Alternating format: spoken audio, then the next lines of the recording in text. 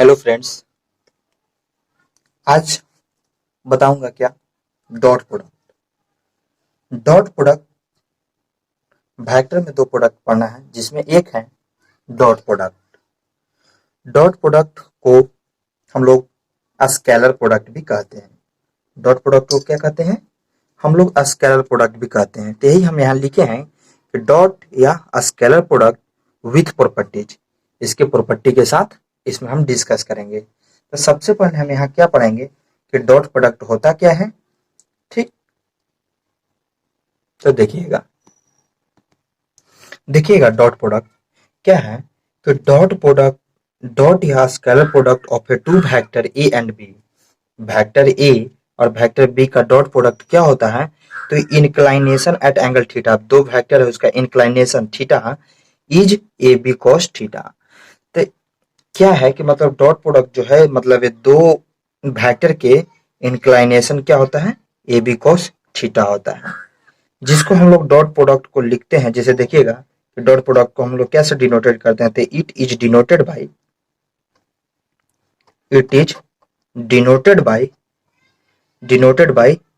A vector A dot B. ठीक है। तो क्या हम लोग डिफिनेशन में क्या देखें कि डॉट या scalar product of two vector, vector A और वेक्टर बी का inclined at an angle theta is इतना होता है। तो ये हो गया डिफिनेशन। तो इसका मतलब क्या हो गया कि जो हम लोग डॉट प्रोडक्ट लिखे वेक्टर ए और वेक्टर बी बराबर क्या हो गया? ए के मैग्नीट्यूड फिर बी के मैग्नीट्यूड और क्या हो गया एंगल के साथ कॉस थीटा। इसी को हम लोग लिखते हैं इस फॉर्म में ए बी कॉस थीटा। ठीक है। और ये जो होता है इसका एंगल जो लाई करेगा, थीटा जो लाई करेगा 0 से ग्रेटर थीटा एंड 180 से बीच में। ठीक है। तो क्या हो गया? ए बी कॉस थीटा लाई कहां से कहां तक करता है? तो थीटा जो 0 से 180 के बीच। अब आगे हम लोग को देखना है कंडीशन ऑफ परपेंडिकुलरिटी। ठीक है। देखिएगा डॉट प्रोडक्ट इंपॉर्टेंट है, जितना पहले वेक्टर पढ़े उससे ज्यादा इंपॉर्टेंट है, इसलिए इसका थ्योरी लाइन बाय लाइन देखिएगा। और ये बात जो डॉट प्रोडक्ट हो गया ए डॉट बी, इसका मतलब समझिएगा, इसका यूज हमेशा आएगा क्वेश्चन में। ठीक है। अब कंडीशन ऑफ परपेंडिकुलरिटी ये भी बहुत इंपॉर्टेंट है। तो देखिएगा कि if the vector A and B are perpendicular, दो वेक्टर जो होता है ए और बी परपेंडिकुलर होता है, देन तब इसमें जो होता है कॉस थीटा जो होता है, देन तब क्या होता है कि cos theta is equal to क्या हो जाता है? 0। कॉस जब दो लाइन परपेंडिकुलर होगा, परपेंडिकुलर का मतलब क्या? 90 डिग्री। परपेंडिकुलर का मतलब क्या? 90 डिग्री। तो कॉस 90 का वैल्यू क्या होता है? कॉस 90 का वैल्यू 0। अर्थात जब ए परपेंडिकुलर जब बी रहेगा तो उस दोनों का बीच का एंगल क्या हो जाएगा? 0। ठीक है। ये बात को तो आप समझ रहे होंगे। चलिए, cos theta is equal to 0 हो जाता है एंड हेंस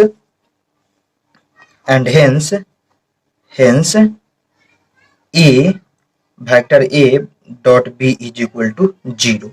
तो अब क्या हुआ कि जब cos 90 इज इक्वल टू 0 हुआ तो क्या हो जाएगा कि इसके जगह पर हम वैल्यू जब 0 रखेंगे तो ए बी जो है इसको भी 0 कर देगा, अर्थात ए डॉट बी का वैल्यू क्या हो जाएगा? 0 हो जाएगा सिंपली।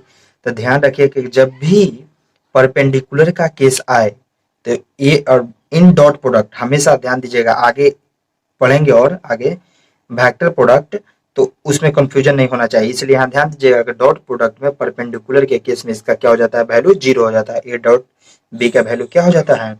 0 हो जाता है। क्यों? तो आपको बता दिए कि परपेंडिकुलर के केस में एंगल 90 होता है और cos 90 का वैल्यू क्या हो जाता है? 0। तो cos 90 का वैल्यू जब 0 हो जाएगा तो cos 0 का यहाँ 0 वैल्यू डालेंगे तो इसको भी क्या कर देगा? 0, अर्थात A dot B is equal to 0। ठीक है। इसी को कभी कभी एक मतलब केस देगा कि म्यूचुअली परपेंडिकुलर, कभी कभी सुनने के या क्वेश्चन में दे देगा। तो यहाँ हम लिख देते हैं कि if A and B are mutually perpendicular, mutually perpendicular, then A dot B is equal to 0।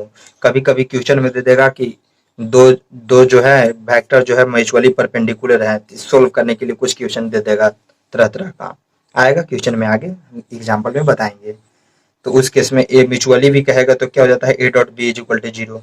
Perpendicular का मतलब भी हो जाएगा, कभी कभी क्वेश्चन दे देगा राइट एंगल बोल के, उसमें गड़बड़ाना नहीं है, राइट एंगल मतलब वो भी 90 डिग्री कर रहा था, cos 90, A dot B is equal to क्या हो जाएगा, 0। अब हम लोग को आगे देखना है कि एंगल बिटवीन टू वेक्टर, क्या देखना है, एंगल बिटवीन टू वेक्टर। ठीक है, तो यहाँ पर देखिएगा कि angle between two vector in terms of a scalar product. ठीक है ना, तो देखिएगा कि हम लोग जानते हैं, तो लिखेंगे क्या कि वी नो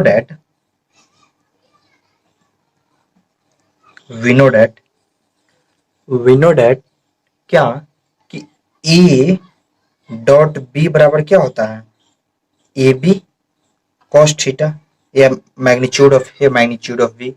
अर्थात हमको एंगल निकालना है, तो कॉस, इसलिए कॉस थीटा बराबर क्या आ जाएगा, कॉस थीटा बराबर क्या आ जाएगा, A dot B vector A B, और ये कॉस थीटा हमको निकालना है ना, तो इसको क्या करना होगा, इससे डिवाइड कर देंगे, तो क्या हो जाएगा ए बी।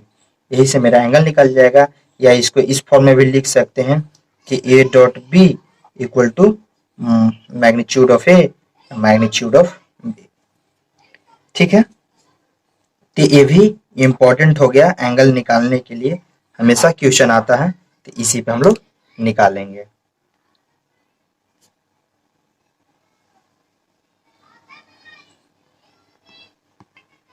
अब इसमें देखिएगा कि हम लोग वेक्टर ए अब बटा इसको मैग्नीट्यूड ऑफ वेक्टर ए को क्या लिखते हैं, ए यूनिट वेक्टर लिखते हैं ना।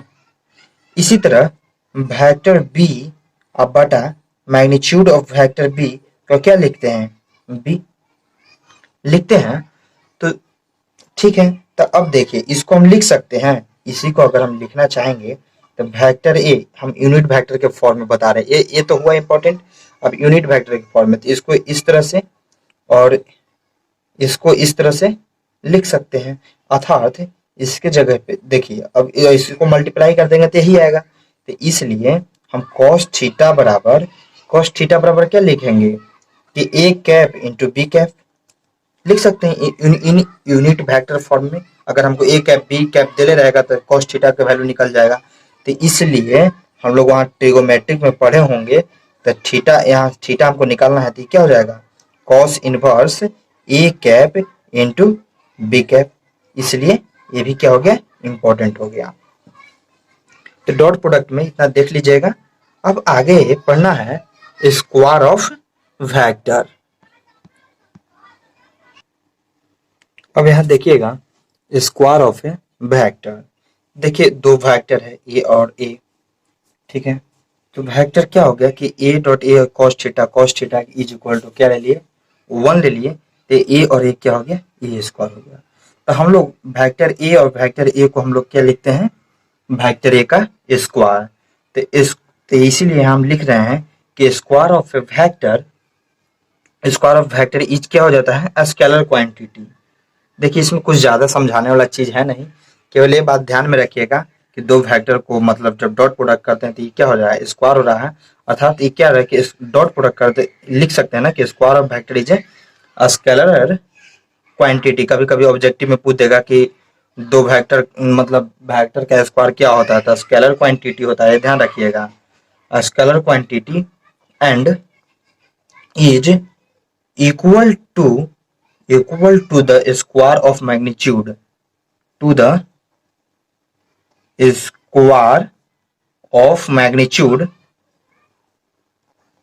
square of magnitude of that vector। और ये किसके बराबर होता है, तो ये मैग्नीट्यूड जो होता है दोनों का मतलब क्या होता है कि equal to the square of magnitude of that vector, जो वेक्टर है उसका स्क्वायर के मैग्नीट्यूड के बराबर हो जाएगा। ठीक है, इसी को और अदर फॉर्म में भी हम बता सकते हैं कि इसका होल स्क्वायर, ये इसका होल स्क्वायर का भी मतलब लिख सकते हैं कि दो वेक्टर का मॉडुलस का स्क्वायर इक्वल होता है, या इस फॉर्म में भी लिख सकते हैं ए स्क्वायर या वेक्टर ए और वेक्टर ए ठीक ना। कुछ हम नोट पॉइंट देखिएगा, नोट पॉइंट है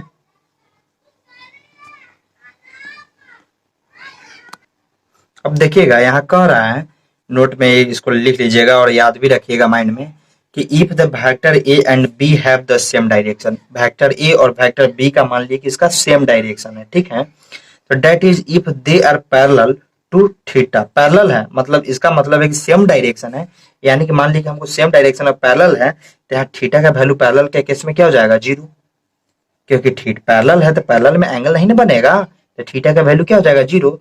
therefore cos theta is equal to 1, और cos जीरो का वैल्यू क्या हो जाता है, 1।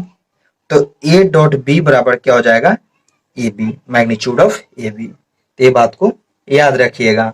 इसी के अपोजिट में है कि इसका थीटा क्या हो जाएगा, अगर 80 हो जाएगा तो लिख देंगे कि if their direction are opposite, direction क्या हो जाएगा, अपोजिट है, अपोजिट, तो थीटा इज इक्वल टू क्या हो जाएगा, 180 या पाई या 180, ठीक ना। तो डेट इज इसका मतलब क्या हो गया कि cos थीटा जो वैल्यू हो जाएगा 180 के केस में क्या हो जाता है, -1। तो इसलिए ए डॉट बी बराबर क्या हो जाएगा, माइनस माइनस हो जाएगा ए, और magnitude of B is equal to क्या हो जाएगा, माइनस ए बी। तो ये पॉइंट को ध्यान में रखिएगा। अब आगे हम बताएंगे इसमें ऑर्थोगोनल सिस्टम। ऑर्थोगोनल सिस्टम इसमें जितना भी डॉट प्रोडक्ट में पढ़ रहे हैं एक एक ऑब्जेक्टिव के लिए इंपॉर्टेंट है, इससे ऑब्जेक्टिव क्वेश्चन बहुत सारा बनता है, इसलिए इसका एक एक पॉइंट याद रखिएगा। यहाँ भी देखिए, याद ध्यान दीजिएगा कि थीटा के केस में डायरेक्शन सेम हो रहा था तो क्या होता, ये भी हो रहा था और इसका डायरेक्शन क्या हो रहा है, उल्टा।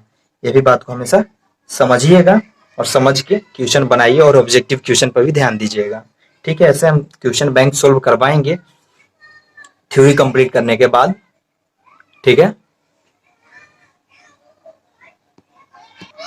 अब यहां देखिएगा ऑर्थोनॉर्मल सिस्टम, सॉरी इसके पहले ऑर्थोगोनली बोल दिए होंगे, तो यहां होता है ऑर्थोनॉर्मल सिस्टम। ऑर्थोनॉर्मल सिस्टम में देखिए इसमें म्यूचुअली परपेंडिकुलर केस, म्यूचुअली का मतलब क्या होता है सबसे पहले हम ये बता देते हैं। म्यूचुअली परपेंडिकुलर, म्यूचुअली का हिंदी होता है परस्पर।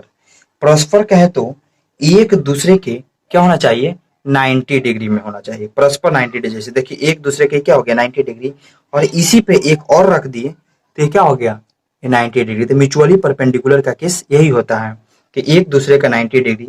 जो हम यहाँ फिगर बनाए हैं ये देखिएगा कि इसमें क्या ले लिया कि ओरिजिन है, ये सब म्यूचुअली परपेंडिकुलर है।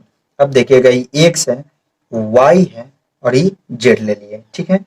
एक 16 के ले लिए आई वेक्टर, ये जे वेक्टर, इसको क्या ले लिए के वेक्टर, ठीक है। तो इसमें हम लिखे हैं, क्या लिखे हैं कि in the case of a rectangular coordinate axis when the coordinate axis are mutually perpendicular, जब क्या होता है कि एक्सिस जो है म्यूचुअली परपेंडिकुलर है, the unit vector along O X क्या है, म्यूचुअली परपेंडिकुलर यूनिट वेक्टर किसको, ओ एक्स के अलोंग, फिर ओ वाई के अलोंग एंड ओ जेड के are generally denoted by I J K respectively. जो डिनोटेड किए हैं उसी को यहाँ लैंग्वेज के रूप में लिख दिए हैं, ठीक है। अब इसमें क्या इंपॉर्टेंट है वो जानना जरूरी है। अब देखिएगा कि इसमें जो इंपॉर्टेंट है, जो हम यहाँ पे फिगर बताएं, ये फिगर में जो इंपॉर्टेंट क्या है कि जैसे देखिए म्यूचुअली है तो देखिए आई डॉट, अगर आई ये क्वेश्चन बनाने में काम आता है, इसलिए आप देखिएगा कि i dot i is equal to क्या हम लोग लिखेंगे, अगर दो वेक्टर ए और बी तो हम लोग क्या लिखते थे कि ए के मैग्नीट्यूड बी के मैग्नीट्यूड ये ना लिखते थे इनटू कॉस थीटा। तो थीटा आई डॉट आई, तो कॉस थीटा कितना हो गया, जीरो होगा यार, जीरो होगा। तो जीरो हो गया क्योंकि आई से आई के साथ ही करे, सेम के साथ, तो आई के साथ कॉस जीरो, और कॉस जीरो का वैल्यू क्या होता है, वो 1। तो इसलिए ये क्या हो गया, मान लीजिए सब क्या था, यूनिट वेक्टर था, तो i dot i is equal to क्या आ जाएगा value 1 into 1 is equal to क्या आ गया 1, ठीक है। या और लिख सकते हैं कि अगर आई आई रहा तो आई डॉट आई हम बताए थे कि ए डॉट ए का स्क्वायर हो जाता है, तो ये भी क्या हो जाएगा आई डॉट आई का क्या हो जाएगा स्क्वायर हो जाएगा, इसलिए इसका भी वैल्यू क्या हो जाएगा 1 हो जाएगा। सिमिलरली जे डॉट जे के साथ भी करेंगे, अर्थात जे वेक्टर का स्क्वायर होगा, इसका भी वैल्यू क्या हो जाएगा, 1 हो जाएगा। ठीक है, ये सब इंपॉर्टेंट पॉइंट है। के डॉट के वेक्टर को जब करेंगे तो ये भी क्या हो जाएगा, के का स्क्वायर हो जाएगा, वेक्टर को स्क्वायर हो जाएगा, इसका भी वैल्यू क्या हो जाएगा, 1 हो जाएगा। तो ये तीनों पॉइंट क्या है, याद करने लगी है, याद करना है। तो इसलिए हिंस यहाँ लिख देते हैं, हिंस लिख देते हैं कि I equal to j dot j equal to vector k is equal to कितना होता है, 1 होता है। ये कितना होता है, 1 होता है। तो ध्यान में रखिएगा कि डॉट प्रोडक्ट में अगर सेम के साथ सेम को मल्टीप्लाई करते हैं तो 1 होता है। अब कोई पूछ दे कि क्यों, तो यहाँ कॉस थीटा का वैल्यू क्या हो जाता है, 0। कॉस थीटा का वैल्यू 0 हो जाता है, अर्थात क्योंकि यहाँ एंगल कितना हो जाता है, 0 डिग्री। ठीक है, तो कॉस थीटा का वैल्यू हो जाता है 0, इसलिए क्या हो जाता है, इसका वैल्यू 1 हो जाता है। अब आई के साथ आई किए, लेकिन परस्पर तो अभी नहीं किए हैं, परपेंडिकुलर एक दूसरे को, अर्थात also I dot J, I vector dot J vector, इसमें क्या लिखेंगे कि वेक्टर आई का मैग्नीट्यूड वेक्टर जे का मैग्नीट्यूड इंटू कॉस, कॉस कितना हो जाएगा, तो देखो आई और जे यहाँ दिखाई दे रहा होगा कि आई और जे के बीच कितना डिग्री है, परस्पर है, म्यूचुअली है।